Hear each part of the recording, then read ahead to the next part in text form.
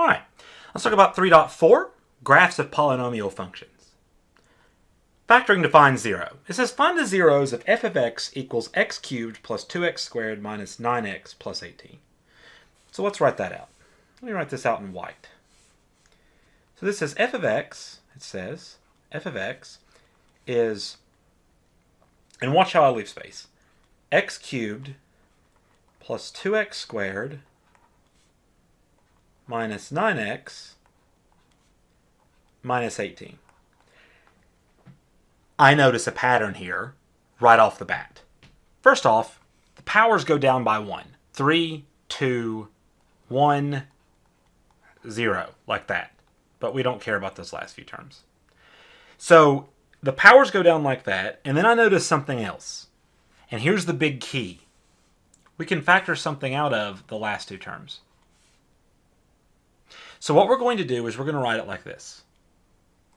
We're going to write this as, in the first two terms, we can factor out an x squared. So we're going to do that. X squared. And in the first two terms, what's left? Well, if you pull an x squared out of an x cubed, you're left with an x. If you pull an x squared out of a 2x squared, you're left with 2. That's the first few terms. And then out of these back two terms, we can factor out a negative 9. So watch this.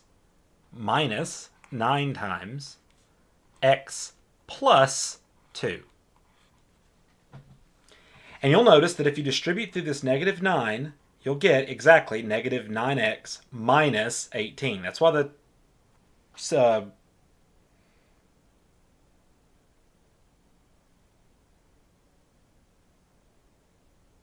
operation changed from a negative to a positive.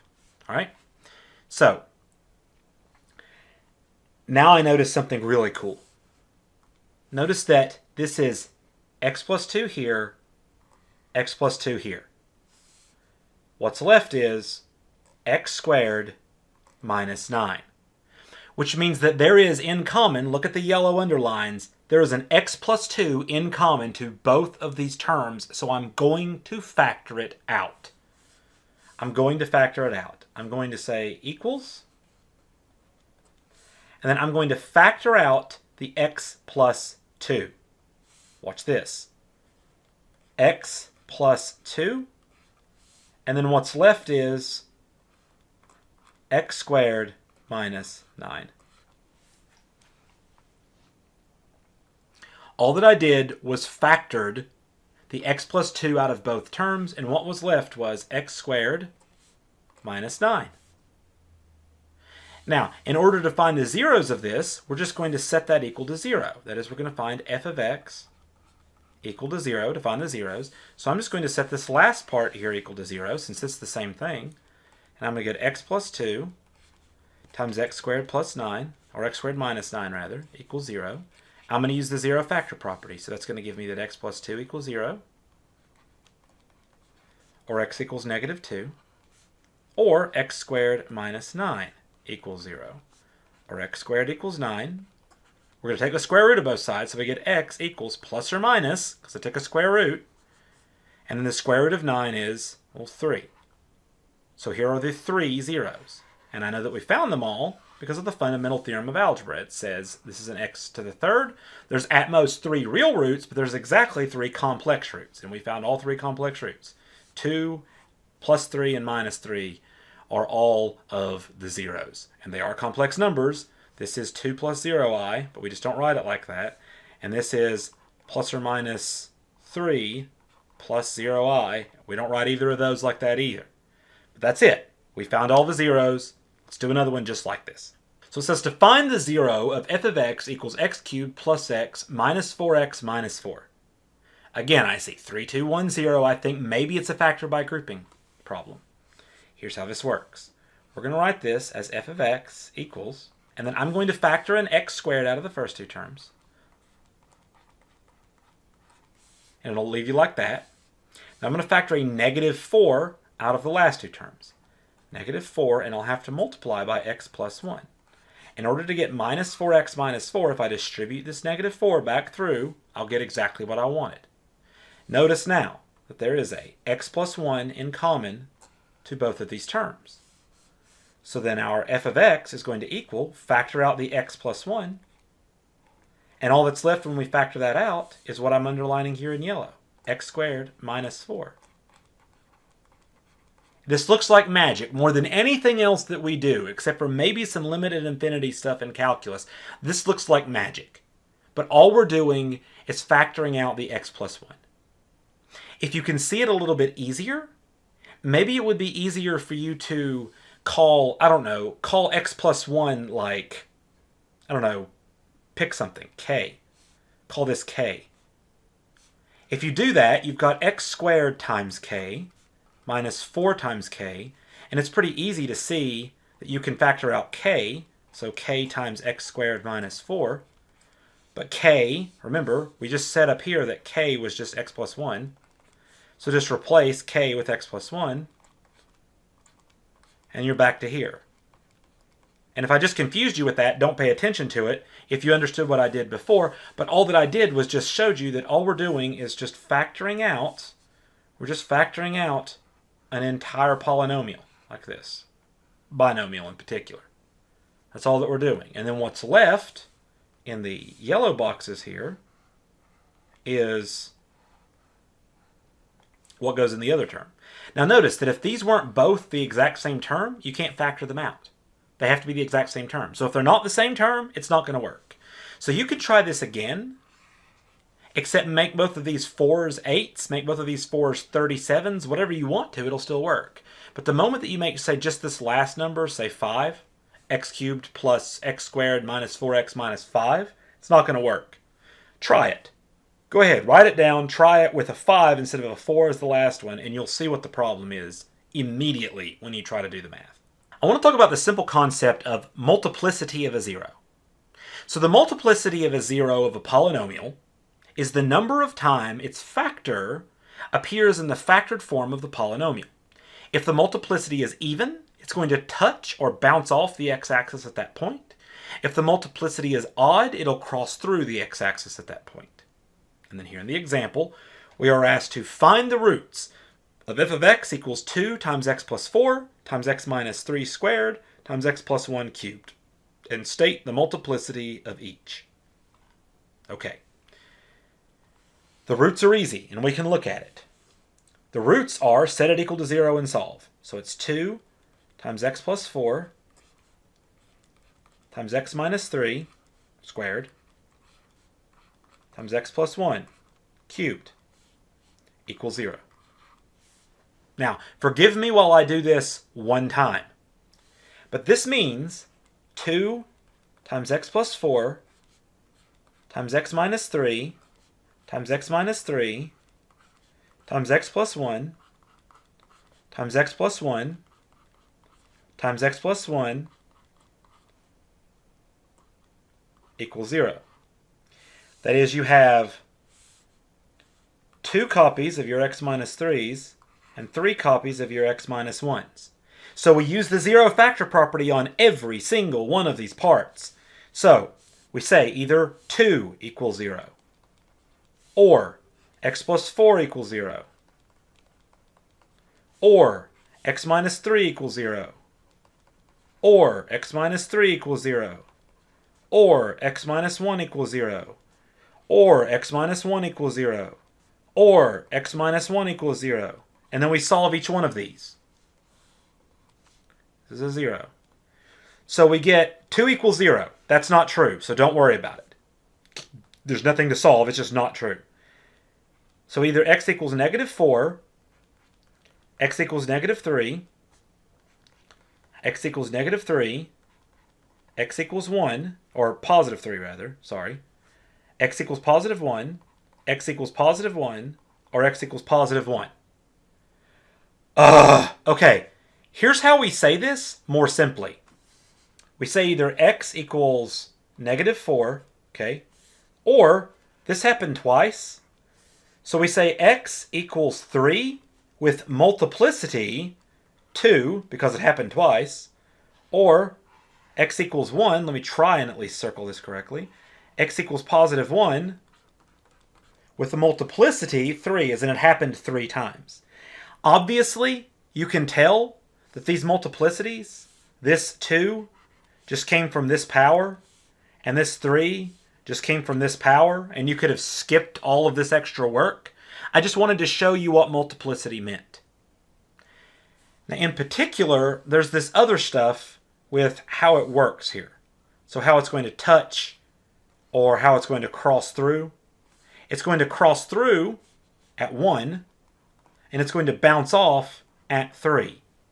And if you want to go actually type this into Desmos and look at it, you'll see the kind of behavior, but we'll talk about this more in detail in a second. But go look at it. It's going to pass through at -4 because this has multiplicity of an even power. It only repeats once, and that counts. This is going to bounce off because it has multiplicity 2, and this is going to go through because it has an odd multiplicity. So go look at it. You'll see exactly what it looks like. But otherwise, we're going to scroll on down. So here we're asked to find the roots of f of x equals 3x plus 2 to the 5th times x squared minus 10x plus 25 and state the multiplicity of each. Okay, so what this is this is 3x squared plus 2, 3x plus 2 to the 5th times x squared minus 10x plus 25. This is going to break down. This is going to equal 0 because we're wanting to find the roots, which means we find the zeros. That's the zeros, the roots, the x-intercepts. They're all the same thing, except the x-intercepts are points and the zeros and roots are just numbers. But this breaks down into 6 cases, clearly. But 5 of them are just this equation right here. So 5 of them are just the equation 3x plus 2 equals 0. Just 5 times. Well, I'm not going to do this 5 times. Let's just do it once and get negative 2/3. And then just note that this thing has multiplicity 5. Because we did it 5 times. That's what this 5 up here means. That's it. So you just found 5 of the roots right there. Now this other one, x squared minus 10x plus 25 equals 0. Let's try and factor this, because we need to set this equal to 0 and solve. Let's just try and factor this. Two numbers that multiply together to give us 25, that add together to give us negative 10. Negative 5 and negative 5 will work. So this is going to factor as x minus 5 times x minus 5 equals 0. So then we use the zero factor property a second time, and that means either x minus 5 equals 0 or x minus 5 equals 0. Oh, okay, I get what this is doing. This is just x minus 5 squared, and this is another multiplicity thing, right? Yeah, that's correct. So we're just going to solve then x minus 5 equals 0, so x equals 5, except we did it twice, so this has multiplicity 2. So how many roots were there? Well, there were 7. There's 5 here and 2 here. Does that make sense? Yeah.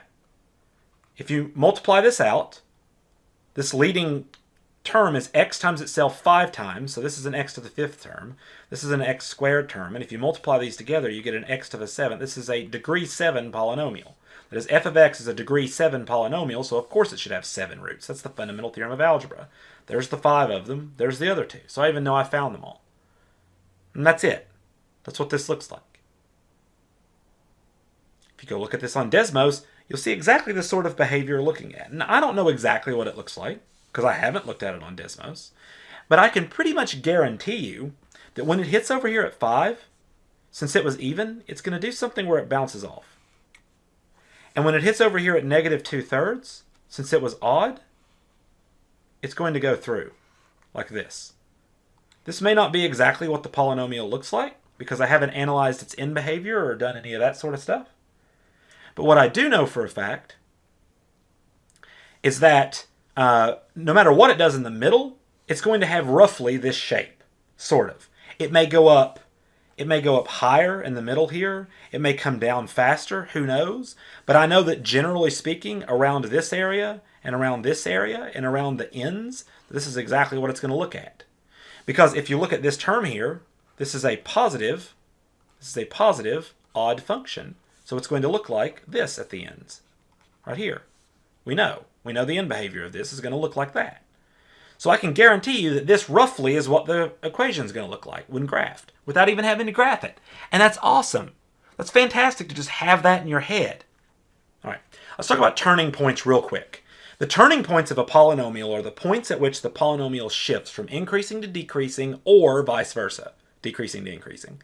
If a polynomial has a degree of n, it has at most n minus 1 turning points. It might have less, but it has at most n minus 1 turning points.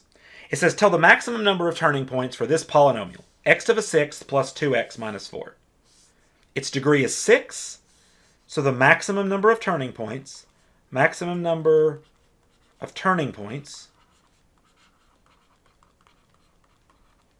is 6 minus 1, or 5. It's the maximum number. It may never turn, but the maximum times it can turn is 5. Let me show you a polynomial real quick. Like this. Where are the turning points at? How many turning points does this thing have? It has 1, 2, 3, 4 turning points. So this polynomial might look like what I just graphed. Probably not. As a matter of fact, I guarantee it doesn't look like this, because this is a positive even function and it needs to be going up over here. But I wasn't trying to draw this. This is just an example polynomial so that I can tell you this thing has 4 turning points. So 4 turning points. Like this. Turning points is just where it goes from increasing like this to decreasing like this, or from decreasing to increasing. That's the idea of a turning point. That's all that there is to that. Not going to spend too long talking about it. Next to last thing here, let's talk about the Intermediate Value Theorem. It says, if f is a smooth, continuous function, and a and b are in the domain of f such that a is less than b, if f of a does not equal f of b, then the function f takes on every value between f of a and f of b. Specifically, if f of a is negative and f of b is positive, or vice versa, there exists a point c in a to b such that f of c equals 0. So you can also read this, if f of a is greater than 0 and f of b is less than 0. That is, if f of a and f of b have different signs, there exists a point c in between a and b such that f of c is 0. That's very useful. Specifically for polynomials, it's let f be a polynomial function.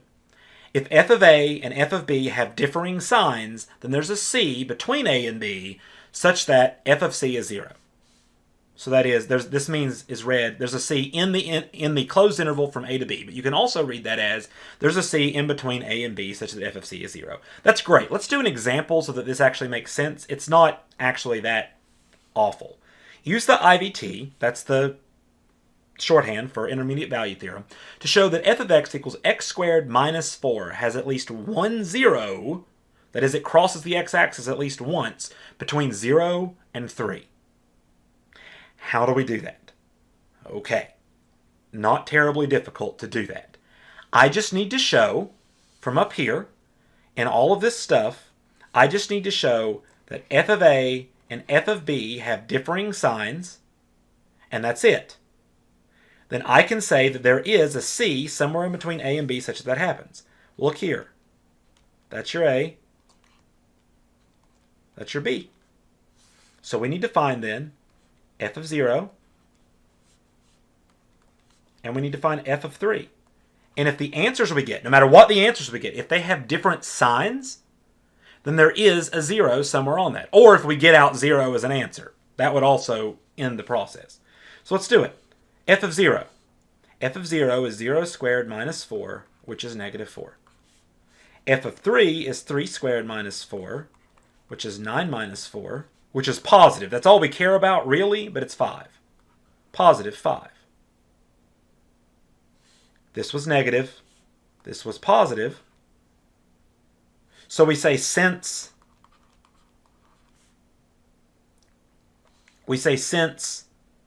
f of 0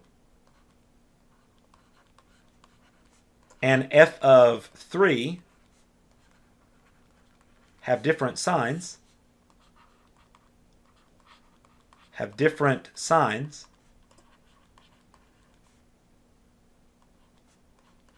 we say there is a 0 on 0 to 3. Now let's think about what this function is actually, what this theorem rather is actually saying. And it's really not that terribly complicated. I don't even have to draw that much. Let's draw this right here. It's saying that if your function is negative, like right here, if your function's negative right here, and then your function is positive right here, like this, if it's smooth and continuous, that means that it's not jagged, and continuous just means you're not allowed to pick up your pencil when you're drawing it. You tell me how I can draw from here to here without actually crossing the x-axis at any point. The intermediate value theorem actually says it takes on every value between this guy and this guy at some point. But specifically what we care about is where it's 0. There's no way, it doesn't matter how weird and messed up this function is. At some point, to get all the way up there, I have to actually cross the x-axis. At least once. It just says that there is at least one 0. There may be more than that. Our boy might do something like this. And we have multiple zeros that way. But in this specific case, all that this thing is saying is there's no way for us to get from point A to point B without crossing the x-axis at some point. That is literally all that it's saying. We found f of 0 and showed that it was negative, that we were down here. We found f of 3, that is, this is 3, and we found that it was positive up here. So we're saying somewhere in between the two. We don't say where. We're just saying somewhere in between the two, you're going to cross the x-axis at least once. That's all that the intermediate value theorem says, and that's all that you need to know about it. It's a lot of math. It's a ton of math, and it's super useful in analysis and in calculus. But in this class, all you need to know is that there is a way to show that there is a number in between them. You find f of 0, f of 3, and if they have differing signs, or if either of them are 0, then you can say that there is at least one 0 on that closed interval. That's it. Last thing that we talk about is the concept of global extrema. The global extrema of a polynomial, or any function really, is the largest, or smallest, value it ever attains in its range.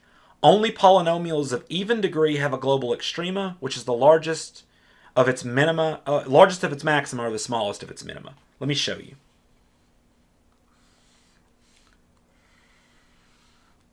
So what I'm saying is this. In order to have a finite global extrema, let's say that we're talking about a function that looks sort of like this. This is an even degreed polynomial function. It doesn't have a global maximum because it goes off to infinity. So there's never a biggest number. But the smallest number it attains is right here. That is its global minimum. It also has a minimum right here and a minimum right here as well. But the global minimum is right here in this picture, whatever that is. That's the global extrema for that guy. All right, let's draw another one. Let's say that we've got something like this. Okay? This thing's global maximum occurs up here. That's its global maximum. It doesn't have a global minimum because it goes all the way to negative infinity. So there is no lowest value. And then let's think about something like this. Is there a global minimum or a global maximum? There's a local max there, a local min there, a local max there, a local min there. But are any of these global? Global means it's the largest value it ever attains. It doesn't ever attain a largest value because it goes off to positive infinity. It doesn't ever attain a smallest value or a most negative value because it goes off to negative infinity as well. So this thing doesn't have a global extrema. It has a bunch of locals, but it has no globals whatsoever because it goes off to infinity. Now, you want to say that the global extrema is negative infinity or positive infinity? Go ahead, but remember the definition says value. We're talking about value. We're talking about like a real number. Infinity is not a number. That's all you need to know about global extrema, and that's all you need to know about 3.4.